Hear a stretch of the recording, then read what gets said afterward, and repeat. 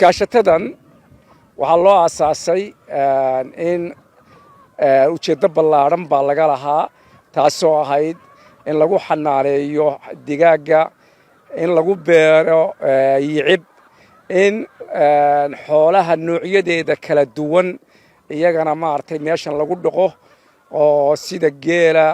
looda ariga iyo digaaggaba intaba lagu dhaqo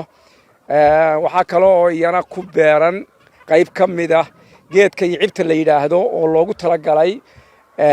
in halka kan lagu beero oo yicibtu waa faa'iido badan bay leedahay marka iyadana halkan lagu beeray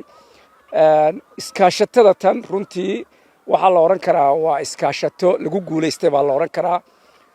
markii hore bilowgu wuxuu ahaa 900 oo xabo ayaanu ku bilownay hadda oo digaaga 900 test bay ahayd tijaabay ahayd runtii production fiican iyo guul baa ka timi maalintii 700 ilaa 800 oo kun ayaa ka soo baxa oo loo iibgeeyo magaalada Wardheer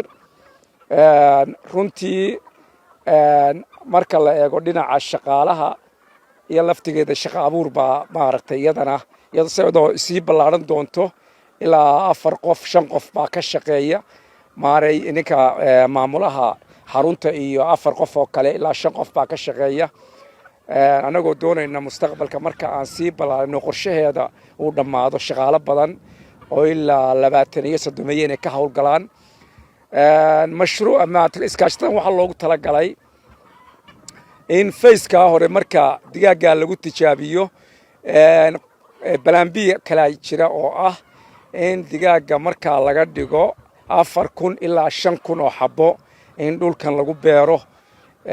runtii jabadaas markooda hadda markay noo hagaagtay hadda qorshaha jira waa in hadda facekii labaad ama qorshihii balanbiyaha la galo balanbiga laftigiisa ama qorshaha labaad waxaa ku jira in iyadana lagu beero marka ugu horeysa lagu beero ari 100 ah oo ida iyo riye isugu jira faceka marka 100kaasna lagu beero waxaa ku xiga in la ballaariyo laftigiisa ariga oo ilaa 300 oo neef la gaarsiiyo kadib waxaa isna balansiga isna ka mid ah in geeli iyo lo'dii iyadana markaa la keeno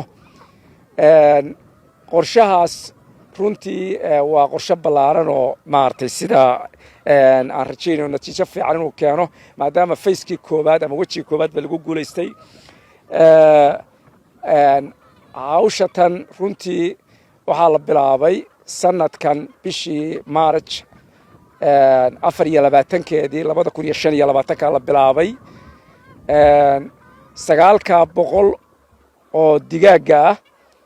hadda laba qaybood bay u kala xareysan yihiin idinku hadda waxaad u jeedaan hal qayb weeye qaybtii kalena dhinaca kale ay u xareysan yihiin halkana lagu siiyaa calafkooda oo halkana lagu siiyaa runtii aad iyo aad baan idinka mahad celinaynaa xafiiska xoolaha ee degmada Wardheer oo mar kasta noogu yimaada kormeer si ay ula socdaan marba xaaladaha siday natiijooyinku isu bedelaan kormeer joogta ku haya ilaa maanta oo oran karo runtii natiijo fiican oo guul ayaa laga gaaray fariinta intii aanan gelin waxaan maadaama mashruuc kasta oo la samaynayo uu leeyahay dhinaca wanaagsan oo faa'iido iyo caqabado ka hor imaanayaan runtii waxaan jeclaan lahaa in aan halkan ka sheego caqabadaha jira oo aan doonayno dhammaan dadka stakeholderska xafiiska xanaanada xoolaha ee heer deegaan iyo xafiiska xanaanada xoolaha ee degmada Wardheer inay nala furaan waxa weeye caqabada jirta waxa weeye waa dhinaca raashinka calafka ama calafka xoolaha calafka digaagga ama mustaqbalkan kan xoolaha oo laftigiisa aan ku beeri doono oo xoogaa maaragtay nagu qaali ah misalan hadda calafkan digaagga waxaan ka keenaa meesha la yiraahdo Almaanya ayaan ka soo qaadnaa runtii lacag fara badan iyo transportation badanna waa naga galaa marka xoogaa calafku qaali buu nagu yahay faceka markaan ku sii daro hadda ariga ku sii darana isna saasoo kale dee qaalib uu isna sii noqonayaa marka caqabadda keliya jirtaa waxaan u malaynayaa qodobka unbaa ugu daran xaggii suuqii waan geynaa hadda productionka waxaan geynaa magaalada Wardheer oo runtii aad iyo aad hadda magaaladu ay si fiican markiiba qaybta suuqa ma qaadato hal saac ma qaadato ma sii olaato dhammaan hoteelada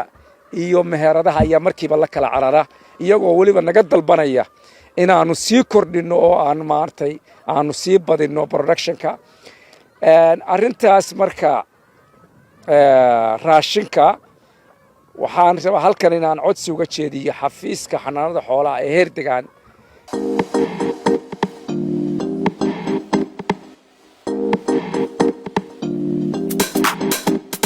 iskaashatada magaceeda waxaa la yidhaahdaa dhaqashada shinnida dheef wanaag ayaa la yidhaahdaa arrintaa waxaan ku soo jirnay ilaa 7 sano iskaashatadu ayay dhisantahay ilaa 14 qof baana ayaan ku bahownay ilaahay fadligiisa waan isku daynay inaanu najiida ka gaadhno arrintaa markaanu dhageysanay xafiiska madaxweynaha arrimaha ka soo baxaya shinnida in maaragtay tacabkaas loo diyaar garoobo oo kor loo soo qaado annagoo arrimaha tiigsanayna ayaanu xafiiskan samaynay dhaqashada shinnida dheef wanaag wax fiican baan ka helnay wax soo saarkanagu ma xuma ilaa waxaan ka helnaa 15 caagadood ayaanu ka soo saarnaa xilliga goosashadeeda si wanaagsanna waan u galnay way jiraan caqabada aan kala kulannay xafiiska xooluhu aad buu noo soo kormeeraa shinnidu waa junuud xoog badan hadda aniga way cuntay waxaan ku jiray isbitaalka 7 habeen taasna waxaa sabab u ahaa dharkii looga gaashaaman lahaa xilliga aad dhaqaalaynayso ama dheef aad u dooranayso dharkii nooca ahaa baanan lahayn dhibaato nagu noqday waxaa kale oo caqabadahan haysta kamida shinnida waxa loo dubaa canjeela loo dubaayo birdaawe ay leedahay baa jira taana ma hayno oo ayadana caqabad bay nagu tahay oo dhaqaalaheeda iyo wax goosigeeda ayuu kor u qaadi lahaa marka loo sameeyo canjeelada loo dubo xaggaana waa caqabad midda naga haysta mid kaleeto waxaa jirta dadka waddankan ku nool beeraha iyo haddii alla kusoo magol yahay dhaqashada shinnida iyo goobo gaar u ah oo wanaagsan oo la maartay ayada si loo daryeelo ayay u baahan tahay taana ma hayna dhaqaale aan ku dhisno gibi ay leedahay oo xayiran yay u baahnaan lahay taana caqabad baa naga haysata arrimahaas markii la isku soo daro waa caqabad waxaan u baahnaan lahay dharka inaan helo inaanu daawaha canjeelada loogu duba aan helo intaas ayaanu u baahnaan lahayn annaguna heegan waxaan u nahay inaan wax soo saarno waxaana meeshan ku mahadsan xafiiska xoolaha oo had iyo jeer naga soo wardoona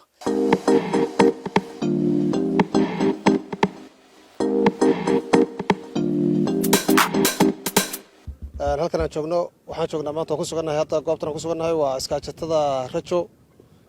dheefo dhaqo iyo dalag iyo daryeel oo isku jirta haddaan ka warbixiyo barnaamijkan casriga ee dheefo dhaqo si guud halkan waxaa ka jira iskaashatooyinka dheefo dhaqo way kala duwan yihiin waa qaybta caanaha iyo qaybta malabka shinnida iyo qaybta mataqaanaa digaagta haddaan dhex taaganahay oo kale guud ahaan waxaa weeyaan waa 8 iskaashato waa 6 iskaashato waan dhihi karaa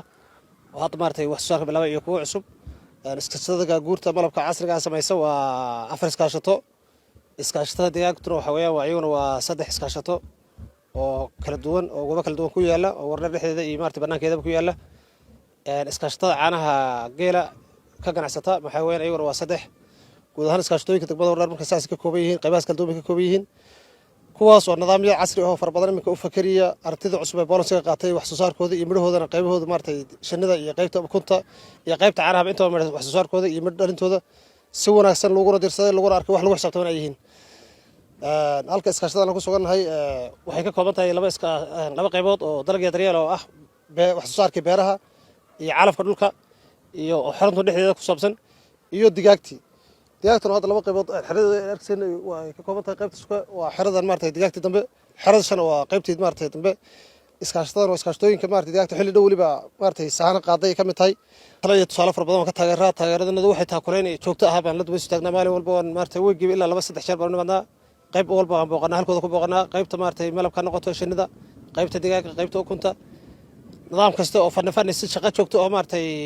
walaymka naga koobaad oo si joogto ah aan ula shaqeyno daily aan ula wadaagno reportiga weeyaan maalinka aan dhex nimaano iyo maalinka aan dhex maanin oo iswaraysiga naga kuwa aan mar walba ismoogeen mar walba wada socdo si joogto wada socdo ayaanu nahay barnaamijka deeqo oo dhafso waa barnaamij laf dhabar oo ah nolosha aasaasiga ee ibni aadamka waa barnaamij nolosha casriga ah maareynteeda waa barnaamij waa cusub oo bariyay waa bulshada waa barnaamij hadda ka hor aan lagu dhiiran oo la fahansaneen laakiin waxa xaqiiqadeeda taaban kara ama xaqiiqadeeda ogaaday ama lagu daydo baaxadda ay ka yeelan karto sanadkan iyo intii u baahday iyo kamar dalka ay marinayso waxa marxaati madoona shayga waxa loo dhaqdaa oo loo tabcadaa marka la dhaqanayo in lagu xaragoodo laguna xilbaxo marka wax soo saarka ka soo baxay dhaqaalaha ka soo baxay ukunta ka soo baxday nidaamka laga soo baxay marka juhdi la geliyay waa kuwa lagu dhiiran karo tusaale weyn u noqon kara tabca iyo horseedka saboolnimada laga bixi karo ku tiirsanaanta lagu tiirsan yahay gacanta ibnaadino in laga baxo karo ayaan bulshada isu jeedinayaa